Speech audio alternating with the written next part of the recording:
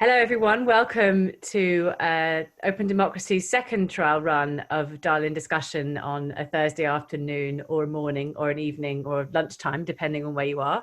I'm Mary Fitzgerald. I'm the editor-in-chief of Open Democracy. Thank you all so much for dialing in. Probably many of you know Open Democracy well, but we are a global media platform. Our mission is to challenge power and inspire change. We do investigative journalism. We publish comment, debate, analysis. And if you haven't already signed up to our email, you can sign up at opendemocracy.net/Corona Crackdown, which is very much going to be the theme of this discussion. We have some excellent panelists joining us. Thank you all so much for joining us. Just to kick this discussion off, the coronavirus is not just changing how we live and work, it's also changing who has power and how they can use it. And our panelists today all have very powerful perspectives on this. Today, Open Democracy published a piece which showed that more than 2 billion people live in countries where parliaments have either been suspended or restricted under emergency measures. In some of those countries, that's for a limited amount of time. Some of them it's indefinitely. Some of them, we actually just don't know what the future holds. And I would encourage you all to read the latest update from DemocracyWatch, which is how pandemic power grabs are changing our world. I will say that even a cynical old hat like me, I'm actually astonished by what we're producing every week in our weekly bulletin, looking at the ways in which this crisis is being used to roll back our rights and freedoms. And while we understand that we live in extraordinary times and extraordinary measures are needed, there's also a real need for scrutiny about what's happening and questioning of what's necessary, what's appropriate, and for how long a lot of these measures are going to be in place for. I mean, looking at our bulletin for this week, you know, in Europe, we're seeing Roma people being rounded up and put in camps. We're seeing governments awarding dodgy and lucrative contracts. We're seeing them sneaking through judicial and parliamentary appointments. Across the world, we're seeing the chilling silencing of press and of doctors who dare to ask questions or criticize. We see an alarming ramping up of digital surveillance, and we're going to talk about that a lot more in a moment. And as ever, we're seeing vulnerable communities particularly targeted, the LGBT community in Uganda, for example.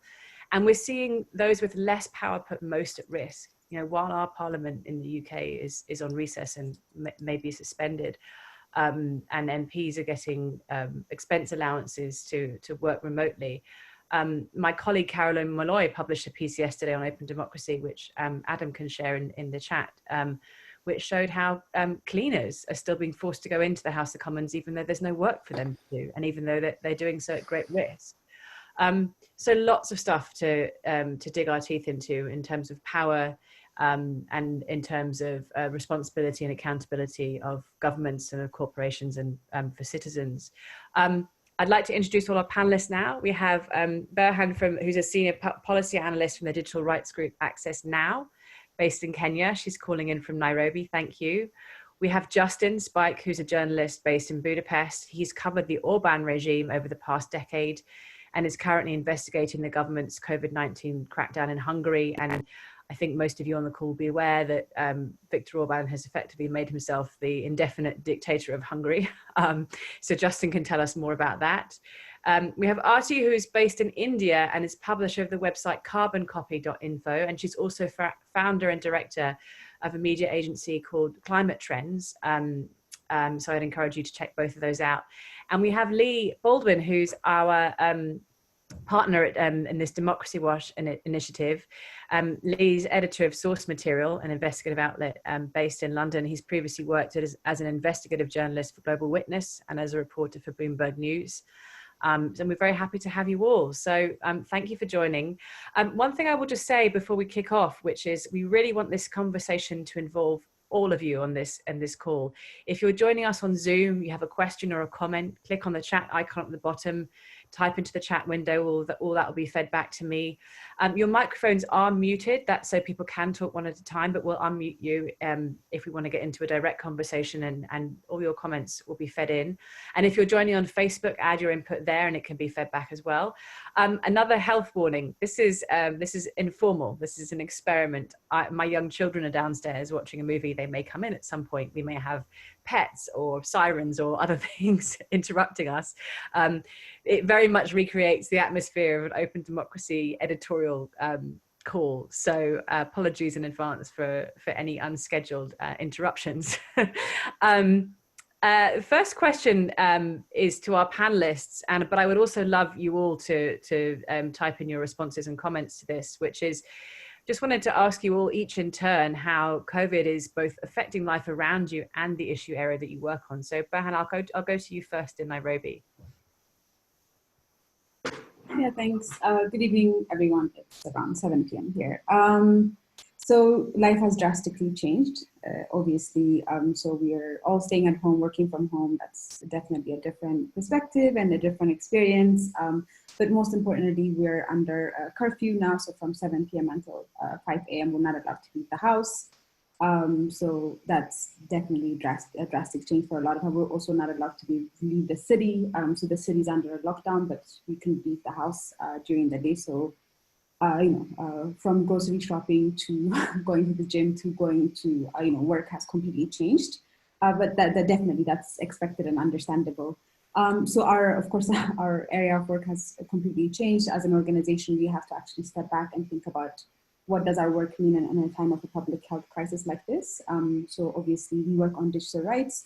So a lot of the techno solutionism that we used to see before are now front and center in the conversation about COVID and how to control this pandemic we're at.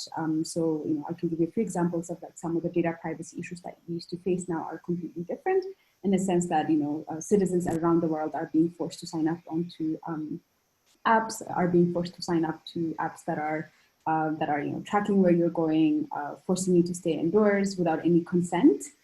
So even the idea of informed consent is not part of this conversation at all.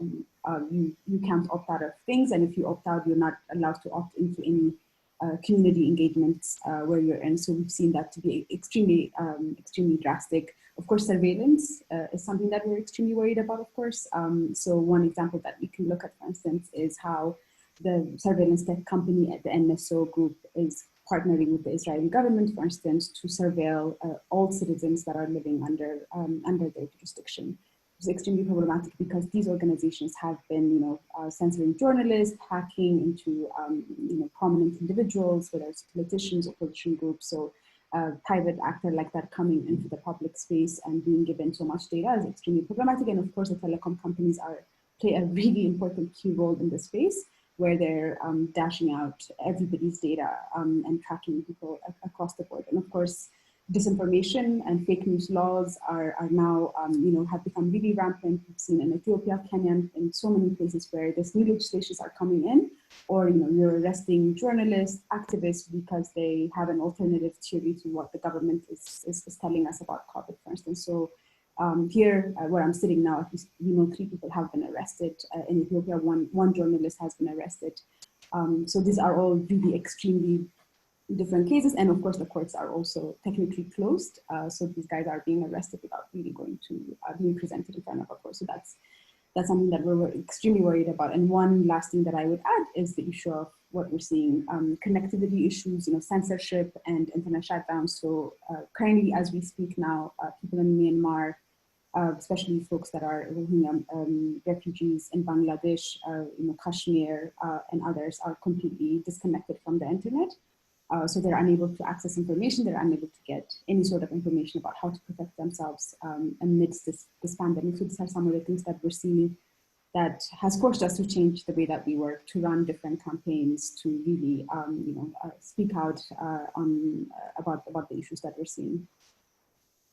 Thank you very much. I'll come back to you because I've got lots of questions for what you've laid out there, but I actually wanted to go to Justin next, because I think what you were saying about surveillance and crackdown very much relates to the situation in Hungary now. And Justin, just to, again, put us in the picture of where you are and what you're working on, and how that's being impacted by this crisis, and how it's forcing you to pivot, change, adapt and adjust. Right. Thank you very much for having me. So I'm speaking to you from Budapest, the capital of Hungary. We are under a state of emergency here, as many places around the world are. One of the first things that the government here did was to put forth a new package of legislation, which essentially has been dubbed the Enabling Act, otherwise known as the Authorization Act. This is a really wide-ranging piece of legislation. It's only 4 pages long, so it's so vague in its legal language that it authorizes the government to take any measures that it considers necessary in order to help protect against the coronavirus and any of the lingering after effects, which include potential economic results and consequences of the virus. This has caused a great uproar, not just here in Hungary, but in the international press as well. It received a lot of attention, largely because there were no time limits built into the legislation. So basically it grants the government powers to pass decrees, to rule by decree, essentially, without there being any sunset clauses on any of these orders which it puts forth. Many of the opposition, all of the opposition parties insisted that they would go ahead and vote for these extraordinary powers for the government if a time limit were to be instituted. They proposed something like 30 days. They said they would even go for it if it were 90 days. But the government refused to budge and went ahead and used its the Fidesz party, the ruling party, its 2/3 supermajority in parliament to pass through the legislation. So what that means essentially is that for an unspecified and an indefinite period of time, the Hungarian government and its ruler, Viktor Orbán, our prime minister, has license to make any kind of rulings that the government deems necessary, and there's no way for parliamentary oversight of any of these decrees. The government argues that that's not true because the parliament can sit and bring an end to the state of emergency anytime it wants to, but what they don't say about that is the important fact that the Fidesz party has had a 2/3 supermajority in parliament for the last 10 years, with a very short exception back in 2015 when they lost it briefly due to a by-election. And that essentially means that the parliament as a legislative body can hardly be distinguished in practice from the ruling party. So therefore, there's really no way for the parliament to bring an end to this state of emergency without the approval of Viktor Orbán himself. Another really worrying thing about the Enabling Act is that there are provisions included in it which make it which are changes to the criminal code, which make it a crime to spread so-called fake news, false information, or distorted information, which could be true, but distorted in such a way as to cause public alarm. So what that means is that not only, if you yell fire in a crowded theater, or if you say, there's coronavirus in this neighborhood and it's taking over and everybody should run, that's a crime.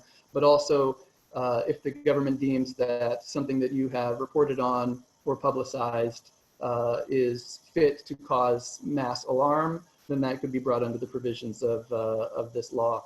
I asked personally the government spokesman who was responsible for bringing such charges if they were to be brought, and on what legal grounds, on what specific legal basis they were to be prosecuted, and he couldn't really give me an answer. So he either refused or he couldn't give me an answer because the terms of the law are so very vague that there really is no legal background on which they'd be able to prosecute them. But that doesn't mean that they aren't happening. So I think at last count, there was over 200 procedures launched against people for so-called fear-mongering, called reinhírterjesztés, so the spreading of alarming news or alarming information. There's very few details about what those procedures entail. The only one that I've been able to find was somebody in a countryside town had posted a video online where he was urging people to go out onto the street because there was no coronavirus, that it didn't exist, and that they should all leave their homes. And for that, he had a criminal charge pressed against him.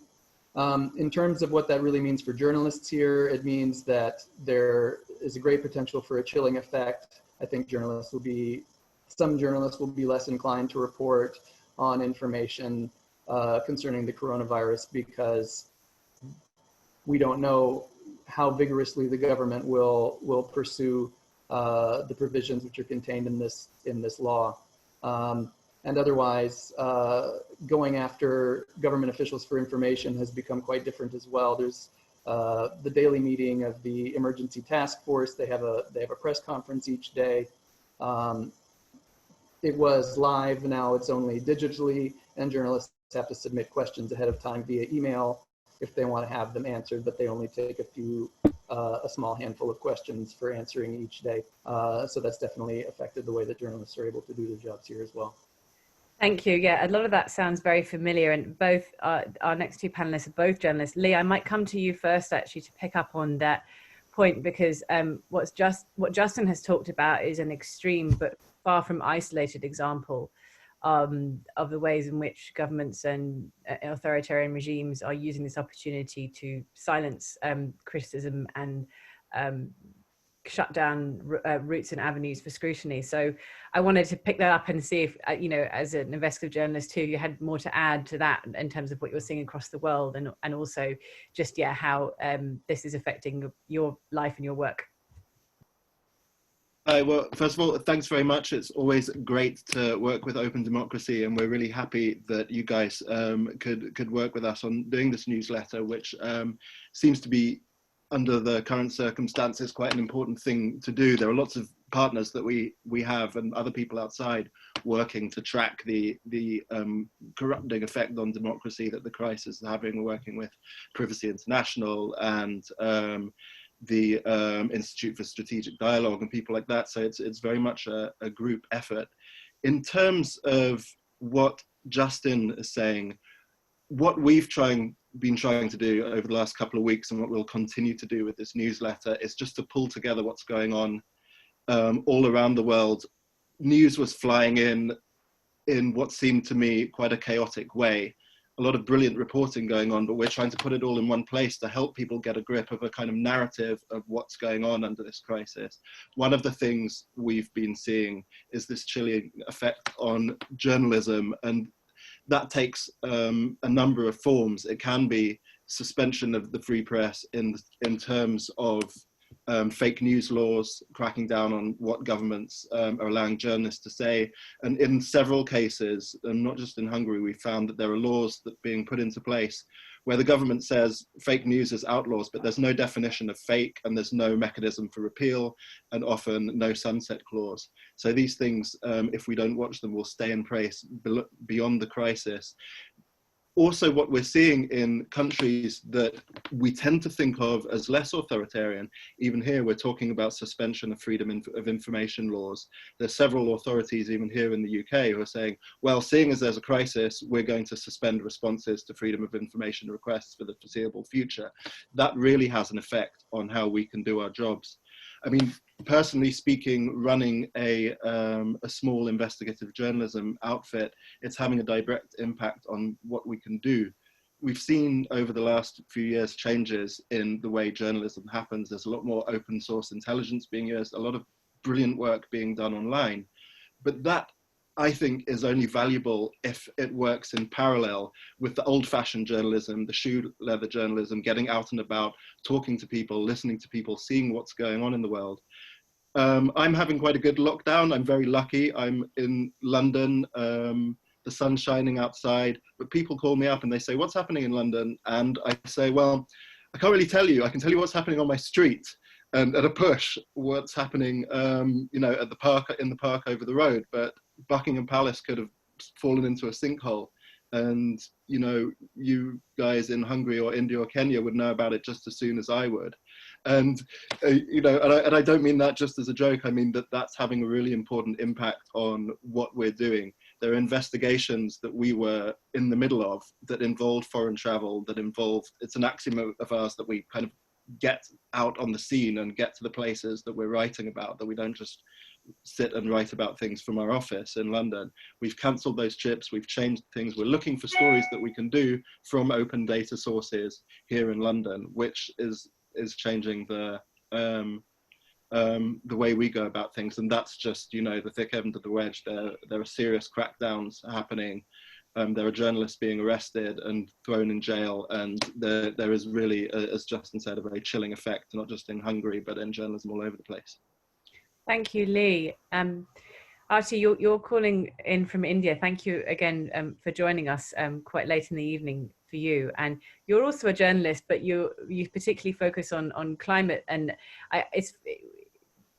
we had a discussion about, should a DemocracyWatch newsletter include the ways in which action against climate change is being threatened, and we decided it absolutely must, because this is an issue of our rights and freedom and autonomy as well. So can you bring in the perspective, tell us what's happening in India where you are, and also tell us what's happening in the climate space and what's being rolled back or changed as a result of this. Yes, and thank you very much for having me. This is very interesting, and while lots is going on in the country, it's very nice to hear perspectives from all the others as well. First of all, this was never tried before, and the government wasn't prepared for it. 1.3 billion people to be locked down overnight, and which is why the magnanimity of it also exposed 50 million migrant labor workforce, which decided to go literally overnight from one part of the country to the other, creating not just a very scary situation on the health side, but also these are migrant labor who, if not living by the week, are literally also living by the day. So, just the movement of people from one part of the country to the other, as state borders were sealed overnight, created a big pressure on the system. No provisions were made. The state governments were not prepared. The center and the state government were not able to do that preparedness before, and possibly, for the scale of the health emergency that they had to deal with, it really was not possible administration-wise to do it. But the fact that by the time India had 20 corona deaths, about 6 people had already died while walking back from Delhi to their hometown or village about 500 kilometers away with 2 water bottles and 3 packets of biscuit and walking 500 kilometers.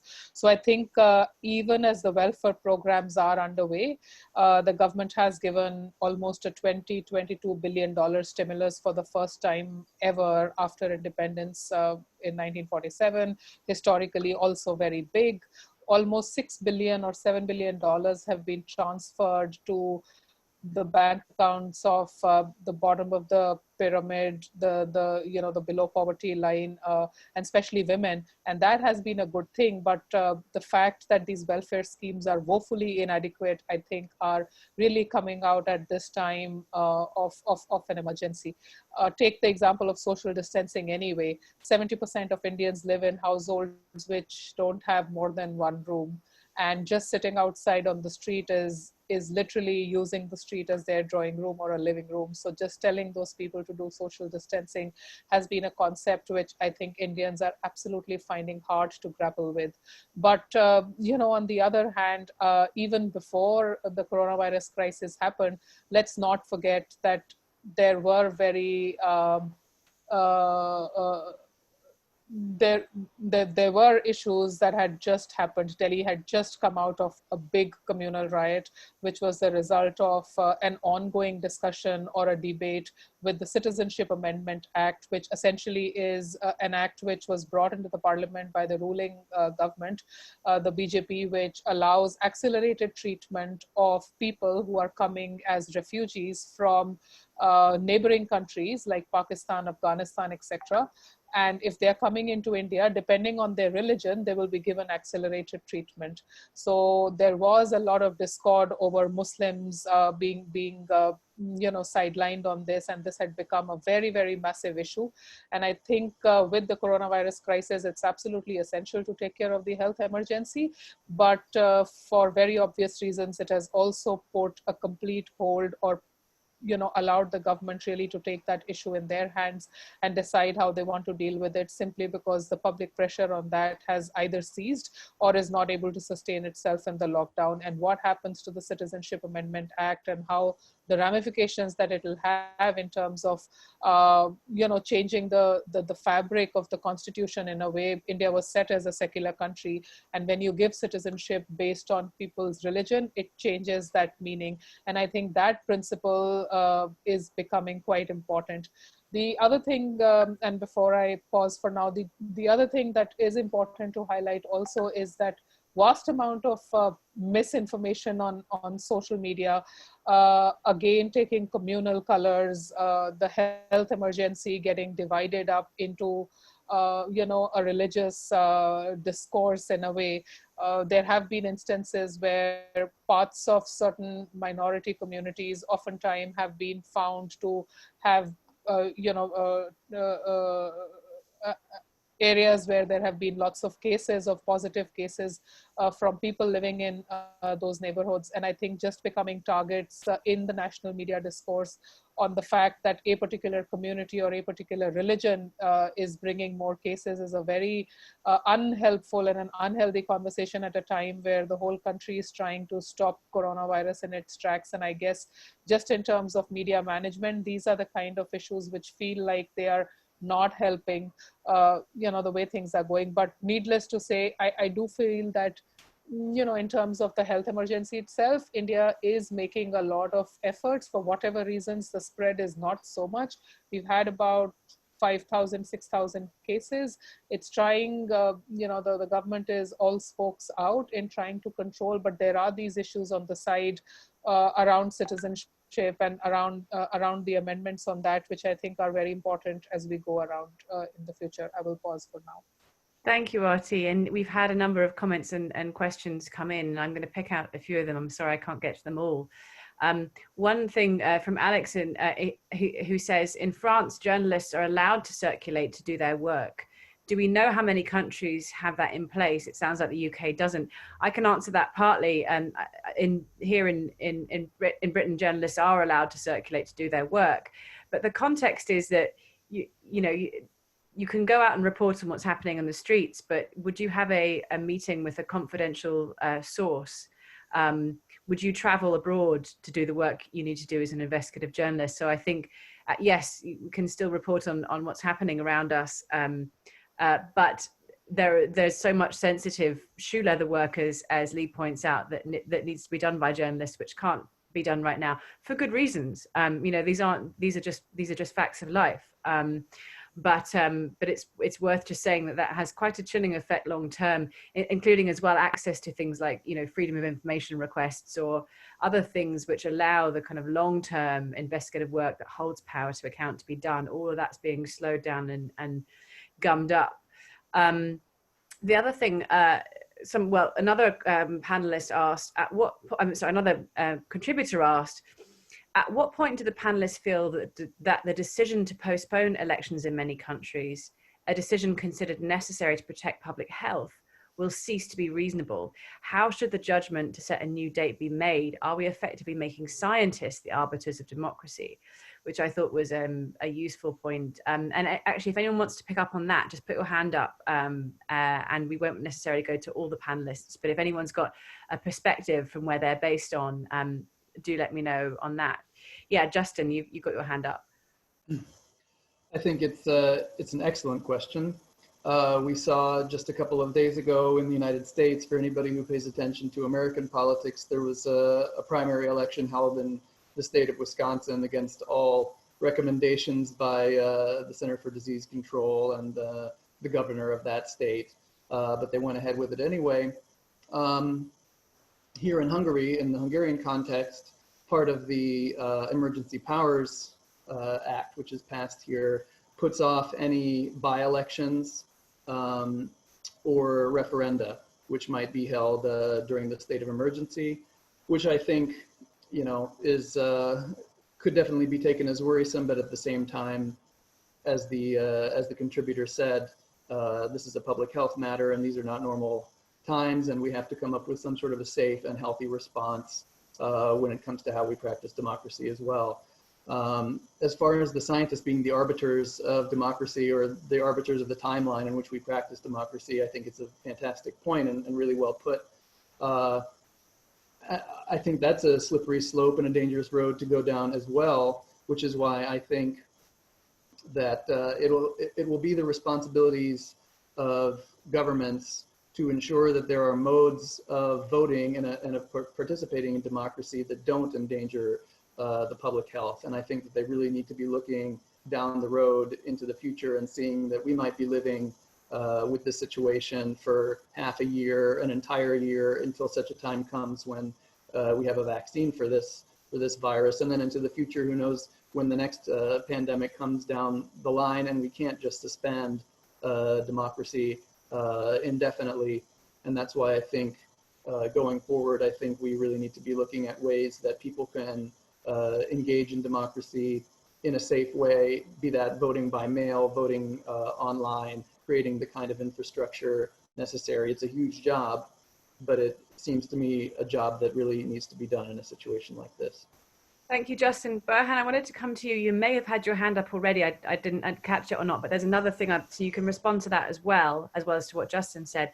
But also there's another thing, which is someone from Kenya has got in touch to say, I'd like to correct one thing that has been said about Kenya, Nairobi in particular.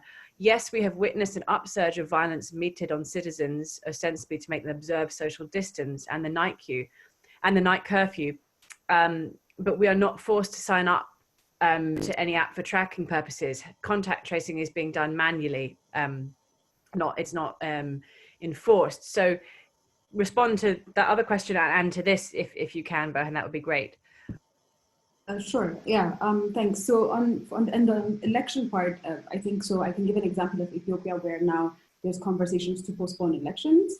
Elections were supposed to happen in August.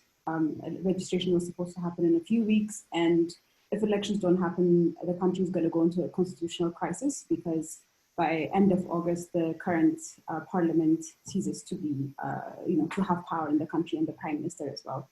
So now we're trying to figure out, as a country, they're trying to figure out how are we going to move beyond this. If we do move the election, what is going to happen? Who's going to be the prime minister? Who's going to have power? Is there going to be transitional government?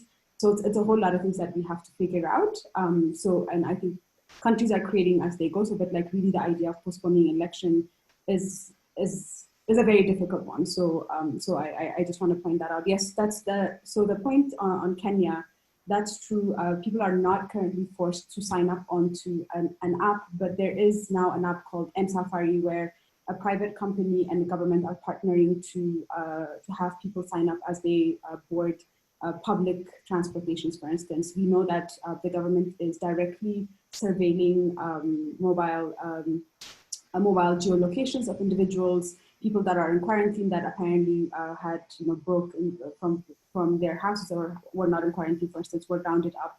So we know the government is surveilling. But so other people being forced to sign up to apps, like if you look at Israel, if you look at many other European countries, like if you look at Singapore, if you look at Taiwan, that has been the case where people are forced to sign up onto these apps. That has not come here, but the technical solution in Zinem idea is forcing a lot of people to think about, forcing governments to think about forcing people to sign up to these apps. Thank you very much. And actually on that delaying democracy question, a really interesting comment from Helena in Poland. She said, in Poland, there's the opposite issue, also with democracy implications, a decision to insist that the presidential election will go ahead in early May, but for the first time, it'll be via postal ballot, which is completely unfair in Poland, i.e., they can play it the other way, right? They can introduce really imperfect and problematic systems to gain an advantage. And yes, absolutely, we need digital and postal voting to work really well, but we need to be sure it's going to work really, really well before we roll it out. So there's that challenge as well. Someone and Bob from the US, in the US, Trump and a number of Republican governors are opposing voting by post during the pandemic, so that voters have to queue close together to vote. There's a big challenge, obviously, thinking ahead to the US election in November, because there have already been issues around voting and registration and access to voting facilities, which is something that was already an issue. And of course, this is being supercharged by that. The other thing so I'm going to synthesize a number of these comments, because the other thing I wanted to ask all the panelists and to get other people to contribute thoughts and questions around was, we just had a really quite bleak vista from all over the world. And I wanted to ask you all, what's giving you hope or inspiration? What are you seeing? How are you seeing people or movements or governments or companies adapt in ways which actually work for democracy and work for our rights and freedoms and make a positive contribution in this moment? And I suppose, what have you changed your mind about, your perspective about, as you're seeing these things? So yeah, I wanted to structure the rest of this conversation to be at least a bit more constructive and uplifting. And in particular, are there instances of things you see changing or happening where you are, which could be scaled and which could be applied elsewhere? Arti, I'll go to you first. So I'll start with India and talk about the economic stimulus package and go on from there. And, like I said before, it's about $22 billion. But what it essentially also means is that the state or there will be a large chunk of ownership of the economy that the government is going to take. So whether you talk about public safety, public health, education, environment, it feels to some of us that nationalization will be on its way. But on the other hand, a lot of businesses are already asking for bailouts. So the Indian auto industry is in a slump, which is the worst of its slump in 20-25 years. The non-banking financial institutions don't have enough liquidity. The power generating companies don't have enough cash. So there is a long list of companies by now where businesses are asking for bailout. And I feel a slight silver lining, if anything, is to make sure that the stimulus that the government is giving is at least such that in the short and the long term, it locks the country in a future which is at least more resilient or more prepared, or at least moves in the direction in which, India is also trying to put reforms, for instance, on climate action, on clean energy transition, and so forth. So without looking at that picture and just moving from here to there, I think will be a huge opportunity missed. And in that sense, I feel that the government has given some initial feelers where the central government has asked the state governments to make sure that whatever reforms that they had going on, they should make sure that as the states are coming out coming out of their lockdown, they integrate those reforms into the recovery package. And I think that's a very, very small silver lining. We need to really, ramp up the public pressure and the discourse on that so that it happens.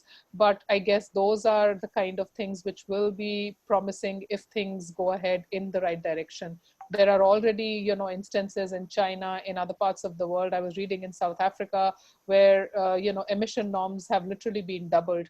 And in China, the level of emissions are, so in South Africa, it was sulfur dioxide emission norms to be specific, but in China, a lot of emissions are back on track almost.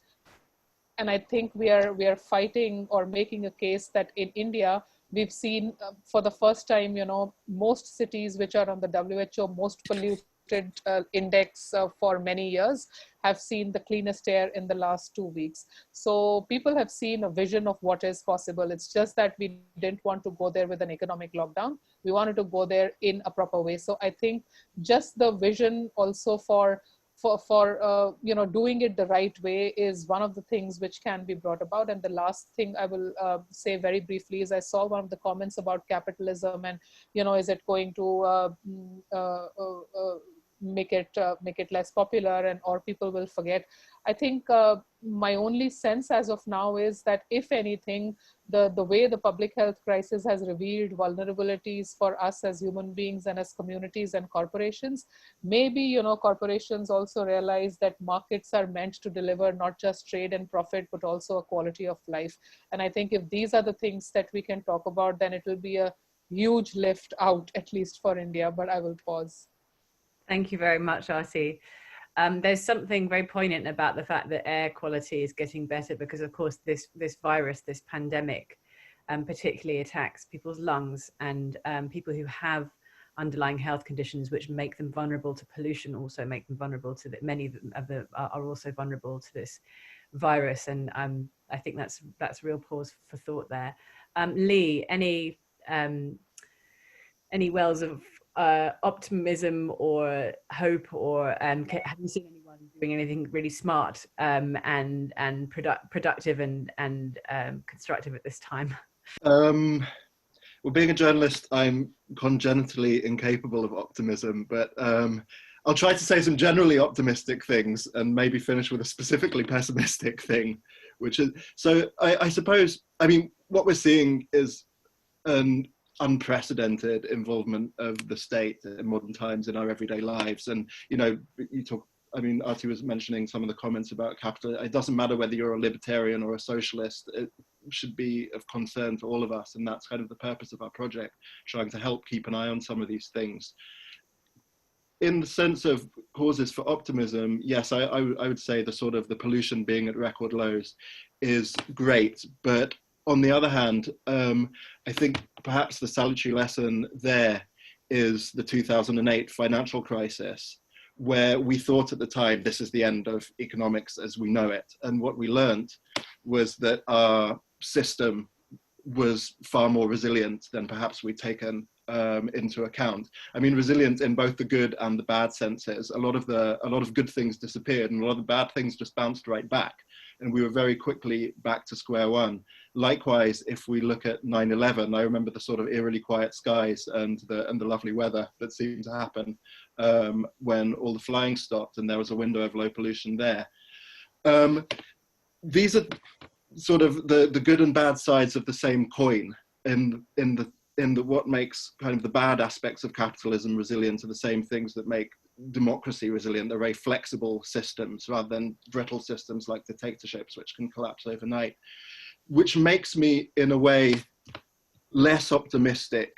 I think that once the crisis is over, we're going to find ourselves with a matter of small, small but significant changes, reasonably close to where we started. And I don't see this kind of new internationalism and cooperation that's going to solve climate change.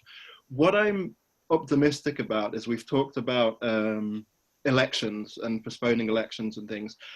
What I don't see is, and maybe I'm being foolishly optimistic here, this great threat to our democracies. Elections will be postponed. And in specific cases, there are quite terrifying things going on, Hungary being a case in point. But I'm not more terrified of Viktor Orbán now since Corona started. I was frankly abjectly terrified before. So, you know, things were already fairly bad. The Philippines is another similar case. I mean, there's an expression, don't sweat the small stuff, and I think it's almost the opposite. I'm not sweating the big stuff here. I think that the elasticity in our systems with some casualties will help us bounce back. But what we've been doing in the last couple of weeks for the newsletter is collating things from all over the world, talking to people all over the world about their particular experiences and measures that happen there. But just that, you know, not to go against my nature by ending on a note of optimism, the pessimistic thing that I have is perhaps the most pertinent story that's been sent to me over the last couple of weeks isn't from the coronavirus. It's from, I've got it in front of me here, it's from July the 30th, 2005. And it's from the New York Times, and the headline is, Senate makes permanent nearly all provisions of Patriot Act with a few restrictions. And these are the post 9/11 restrictions on freedom that 5 years later, just everyone decides, hey, well, authoritarian governments or authoritarian people in power who have that tendency decides, actually, why don't we keep these things? And so while I'm very optimistic about the general state of our democracies, what I think we're going to see when this is over is another turn of the vice, and just freedom slightly limited, and those incremental erosions of our democratic rights push that a little bit farther. Thank you, Leah, and Berhan here. I think I want to come to you because I feel like the 9/11 parallel is particularly pertinent when it comes to surveillance, and I think that while there are opportunities to change the game on misinformation in ways which are potentially positive, because people are very aware that health and misinformation is a huge issue. I think that there are really scary things going on with the opportunity to change the game on surveillance, and those small things. Leigh talked about small changes, small technical tweaks, technocratic tweaks, could be with us as many of the surveillance powers were that came in after 9/11 for an entire generation. So abandoning the optimism a little bit here, do you want to speak to that? Yes, so definitely abandoning the optimism. There's no optimism there. What we're seeing is that all of this limitations that we were trying governments to put in even before this pandemic started have now been eroded.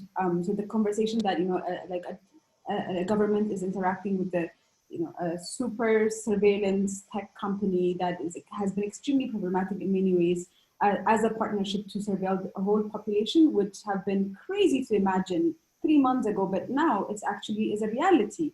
The fact that you're amassing, like, you have telecom companies that are just easily dispensing people's geolocation data to governments without anonymization, without any data protection conversation, without any consent, would have been completely unthinkable 3 months ago. But now here we are, that data has been dispensed. We've had Google publish location data of individuals, of course anonymized. In 6 years, in 6 months, in 1 year, that's going to be the new normal that we're going to live in. A lot of the regulations and a lot of the protections that have been put in place have not been put in place, and a lot of governments are not working with the data protection commissioners, the authorities that have already been set in place. And what is really extremely problematic is the private-public partnership on these issues, especially specifically on surveillance and how that is happening. So for us as a digital rights organization and as groups that advocate for privacy, this is the scariest moment I think we're in, and we've published a lot of documents on that. So the surveillance aspect of it is going to be really the defining moment, I think, when we move out of this. But the optimism that I have a bit on this is the conversation about like, if you look at, so for me, I'm a bit optimistic here, not necessarily on the surveillance, but maybe like looking at the region that I'm in, the places that I'm from, maybe, once this is over, we'll ask a lot of questions about how is money being invested? How is it acceptable that, for instance, a country like Ethiopia that has 100 million people, or a country like Kenya that has 50 million, like South Africa, you can mention, like, has less than 1,000 ICU beds, has less than 300 ventilators, like, but then you've invested so much on your, military security apparatus, right? So if you would be declared, if you would be asked to go to a war, they can mobilize in 1 minute and like in 2 days and 3 days and invade a whole country, but they can't, like, they won't be able to save their majority. So the fact that there's been so much corruption within the health sector that we haven't had a conversation about, now hopefully that will be an issue. Next time when we go for elections, when we vote, that's my optimism, is that health will be a very important conversation that we'll have. The fact that children were allowed to die because they were born in a poor area should not be acceptable and should no longer be the case. The other really optimistic thing that I think I see in this conversation is the issue of broadband access has been really at the top of the agenda now. The fact that we're all working from home and have access to the internet is the reason why we're all having this conversation, right? So internet access should be seen as a right and should be seen as a human right, and that does enable a lot of things. But now, we're in this conversation where okay, so access is really important, and we can see the difference and disparity between the digital redlining and a lot of communities where, when you have access to the internet, when you don't have access to it, is a completely different thing. The other point that I would quickly want to mention is the idea of job security, who's an essential worker, has all, like, that we've really shifted that conversation as well, hopefully to the better, to an extent where, you can have a job today and lose your job and not have money the next morning. So the idea of social security, the idea of safety nets is really important in the space. So those are the few optimistic things that I'm seeing. Yeah. Thank you. That's very helpful. And actually, a comment earlier which relates to a number of the points that you just made. Someone writing in saying, many of the Indian poor and underprivileged are not in a position to recharge their prepaid mobile talk time plans. During the lockdown period, many have lost their only source of income, and telecommunication is the only way they can coordinate with and receive food, money, medicine, etc., from concerned state authorities and civil society workers. So that expansion of digital access thing is critical, absolutely critical. And then the other thing, Alex has asked, is this not an opportunity to learn from countries that have successfully experimented with digital democracy, like Estonia? There are countries that, where, again, this comes to internet access, right? But where democratic participation happens online in a very effective way. And again, you have to have the access first, right? So it only works in countries that have those conditions already. But the need to participate in the way creates the need to have those conditions. So I think those are both really useful points. There's another thing here, which is, and this is something we've been talking a lot about internally, and Justin, I wondered if you would just touch on this before we finish. But Jasper asks or says, 2019 has seen mass popular mobilization, and actually a lot of these mass movements across the Middle East and Latin America and lots of places across the world have had to shut down now, which is very sad because they were gaining momentum. But 2019 has seen mass popular mobilization. At this point, the impact of the crisis on people taking to the streets is quite obvious. How do you judge the long-term consequences on these movements and their ability to fight for their rights? And you can talk broader than just the Hungary perspective, but I suppose that's one thing you could speak to as well. And if anyone else wants to come in on this as well, that would be useful. So in the case of Hungary, I was thinking that when this emergency powers or this authorization act was passed, in ordinary times, it would have been a guarantee that there would have been thousands, tens of thousands of people out on the streets in Budapest in opposition to this bill. It's quite a common occurrence anytime that the government puts forward particularly egregious or controversial legislation, that people really do get out on the streets and they start to organize for how they can oppose it. Usually because of the 2/3 majority that the governing party has in parliament and how the courts are full of government appointees, it usually doesn't go anywhere, but the networks of affiliation are there and they're strengthened and they've been growing across the years. This is something which we can't do now, which is something terribly ironic about the whole situation, is that something like this can be pushed through and there's really no way, or there's very limited ways for people to get together and begin to organize against it. We can't go to our normal meeting places to organize. We can't go out on the streets to protest. I think that said, going into the future, even when this bill is, or when these emergency powers are withdrawn, it still remains a question of which of these measures the government will decide are still necessary to maintain and for how long. That's a big question a lot of people have because of the indefinite nature of a lot of these restrictions. Some people suspect that the state of emergency can be dragged on indefinitely by the government by referring to the necessity to keep it going to deal with the economic fallout, for example. So the state of emergency continues well beyond when the pandemic is over.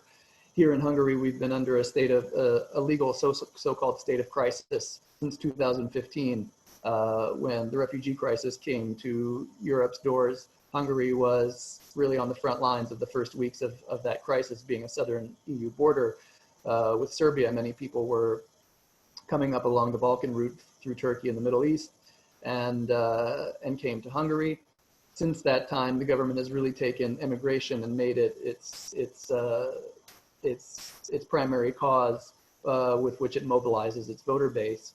And in 2015, they declared a state of crisis, which every 6 months, the parliament extends, even to now, 2020, it's 5 years later. The pressure, the arrivals of refugees have dropped down to merely a trickle of what they were in 2015, but that state of crisis remains, and therefore the government is able to pass extraordinary measures without any parliamentary debate.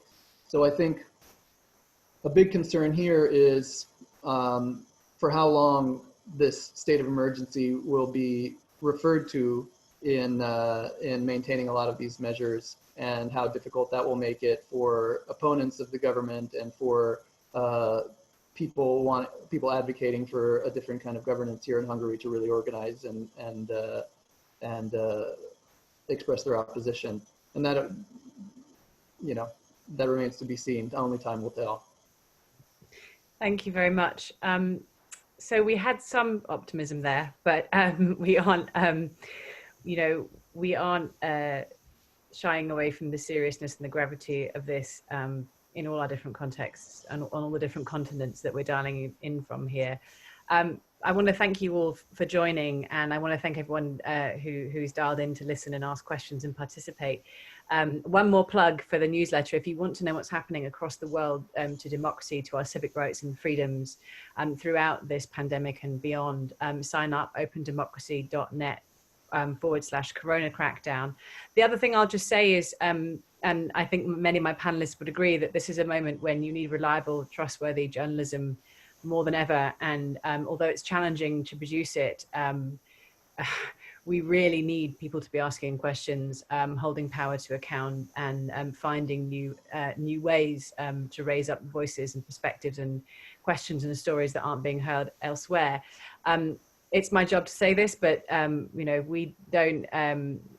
We're not supported by dark money. We don't have a big corporate donor. If you are able to support the work we do, and you think that the work we do is important, please think about making a donation. It really does make a difference. You can do so at support.opendemocracy.net /donate. I would say that for all the wonderful work that all these panelists are doing as well. If you've been particularly impressed by them and the perspectives they bring, do consider supporting the work that their organizations do as well. And yeah, thank you all for joining. Next week, we're going to be back at the same time, and we're going to be having a discussion with editors and colleagues about what we've changed our mind about as a result of this pandemic so far. You know, what certainties or beliefs or ideologies or critiques did we have that we are now reevaluating, and where do we see evidence of people and organizations and movements changing their mind elsewhere for positive or negative, whether it's migration, whether it's economic justice, whether it's policy, any of those areas. We're going to cover them all next week. So please dial in for that as well. And thank you all for joining. Thank you very much. Bye. Thank you very much. Bye.